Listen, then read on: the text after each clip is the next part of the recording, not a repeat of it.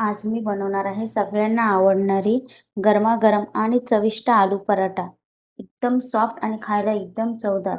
मुलांना तर आलू पराठा म्हणलं तर खूप आवडतो. त्यासाठी मी एका कुकरमध्ये 5 आलू घेतले आहे. त्याच्यामध्ये 2 ग्लास पाणी टाकलं आणि मीडियम आचेवर 2 शिट्ट्या काढून काढून घ्यायच्या आपल्याला. हे बघा, शिट्टी झालेली आहे आपल्या. दोन्ही शिट्ट्या झालेल्या आहेत. त्यानंतर गॅस बंद करून थंड करायला ठेवूया. तोपर्यंत आपण कणिक मळून घेऊया. त्यासाठी मी इथे 1 वाटी गव्हाचं पीठ घेतलेलं आहे. त्याच्यामध्ये चवीनुसार मीठ, थोडंसं 1 चम्मच बेसन पीठ घेऊन त्या सगळं मिक्स करून घ्यायचं आपल्याला. हे सगळं जिन्नस मिक्स करून घेतल्यानंतर थोडं-थोडं पाणी टाकून आपल्याला हे कडक एकदम म्हणजे घट्ट हुंडा मळून घ्यायचा आहे.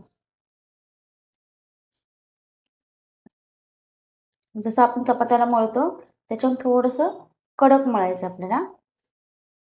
हे बघा अशा प्रकारे.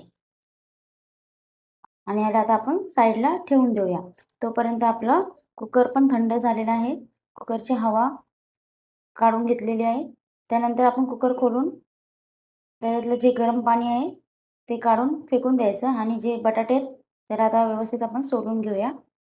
बटाटे सोलून घेतल्यानंतर ही खिसणी आहे माझ्याकडे अशी. बटाटे आपल्याला खिसून घ्यायचे, मॅश नाही करायचे. बटाटे खिसून घेतलं तर कसं आलू पराठा फुटत पण नाही आणि लाटायला पण बरा पडतो.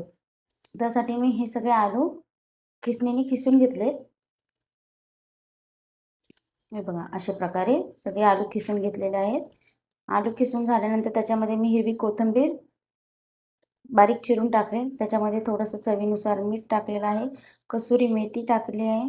1 चम्मच जिरे पावडर, 1 चम्मच धने पावडर आणि 1 चम्मच आमचूर पावडर आणि 1 चम्मच लाल तिखट मिरची पावडर आणि सगळं जिन्नस आपल्याला एकत्र मिक्स करून घ्यायचं आहे. त्याच्यामध्ये मी चाट मसाला पण अर्धा चम्मच टाकला आहे आणि हे सगळं जिन्नस आपल्याला मिक्स करून घ्यायचं आहे.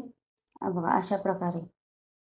हे तुम्ही जे बनवलेलं सारण आहे बटाट्याचं, हे तुम्ही असंही चपातीबरोबर खाऊ शकता. खायला एकदम मस्त लागतं. आता बघा छोटासा कणिकचा आपल्याला उंडा घ्यायचा आहे अशा प्रकारे आणि ह्याला आपण पुरणाचं कसं सारण भरतो तशा प्रकारे छोटं-छोटं असं हे करून घ्यायचं आपल्याला. अशी वाटी तयार करून घ्यायची. बघा. मध्ये जाळ ठेवायची आणि साईडच्या कड्या आपल्याला असे पातळ करून घ्यायच्या. त्याच्यामध्येच जे आपण बटाट्याचं सारण बनवलेलं होतं, त्या सारणाचा एक गोळा घ्यायचा आणि तो मी पिठामध्ये असा सुक्या पिठामध्ये थोडंसं बुडवून घेतला आहे, म्हणजे त्याच्यात चिपकत नाही. आणि असं करून आपल्याला तो हुंडा पूर्ण सारण आतमध्ये आणि कणिकचं पीठ जे आहे आपल्या साईडचं ते कडे बाहेर काढत-काढत असं आपल्याला पूर्ण गोळा तयार करायचा आहे. हळूवारपणे. हे बघा अशा प्रकारे दाबून-दाबून असं हळू-हळू त्याचं तोंड पूर्ण आपल्याला एकत्र हे करायचं आहे. आणि आता हे आपल्याला असं दाबून हे करायचं म्हणजे त्याच्यातलं जे सारण आहे ते बाहेर येत नाही आणि आपला पराठा फुटत नाही. थोडंसं पीठ लावून मी ह्याला अशा डायरेक्ट लाटून नाही घ्यायचं. हळू-हळू ते सारण आपल्या हाताने चारी बाजूने असं गोल-गोल करून फिरवत राहायचं. म्हणजे ते सारण सगळीकडे व्यवस्थित एकसारखं बसतं. त्याच्यानंतर थोडंसं पीठ घेऊन पोळपाटवर बघा हाताने असं दाबून घ्यायचं आणि त्याच्यानंतर हळूवारपणे कडे लाटायचे त्याचे. म्हणजे पुरण आपलं जे सारण आहे आलू पराठ्याचं ते बाहेर येत नाही. हे बघा असं हळूवारपणे लाटून घ्यायचं. बघा अशा प्रकारे आपला आलूचा पराठा तयार आहे. तुम्ही असं आलूचा पराठा करून बघा. मुलांना नक्की आवडेल. ह्याची चव एकदम भारी लागते. हे बघा अशा चारी बाजूने कडे लाटून घ्यायच्या. आता आपण याला तवा गरम केलेला आहे त्याच्यावर टाकून द्यायचं. तुम्ही ह्याला तूप किंवा तेल लावून भाजू शकता. मी तेलानेच भाजले किंवा याच्यावर अमूल बटरनेही तुम्ही भाजू शकता. ह्याला चांगला सोनेरी रंग येईपर्यंत भाजून घ्यायचं व्यवस्थित चारी बाजूने. बघा तेल लावायचं व्यवस्थित आणि ह्याला आलटी-पलटी करून भाजून घ्यायचं.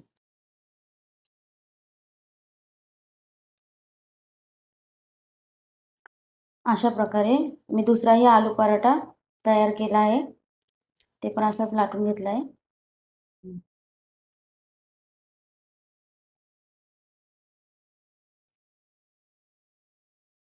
ह्यालाही गोल्डन आपलं सोनेरी रंग येईपर्यंत चांगला खरपूस भाजून घेतलाय.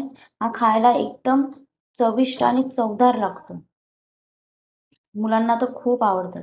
तुम्ही ह्याला दही बरोबर किंवा सॉस बरोबर किंवा लोणच्या बरोबरही खाऊ शकतात. तुम्हीही नक्की बनवून बघा माझ्या पद्धतीने. तुम्हाला जर माझी रेसिपी आवडली असेल तर माझ्या चॅनेलला सबस्क्राईब, लाईक आणि शेअर नक्की करा. हे बघा, तर आपले आलू पराठे तयार आहेत. तुम्ही माझा व्हिडिओ पाहिल्याबद्दल सर्वांचे मनापासून आभार. धन्यवाद.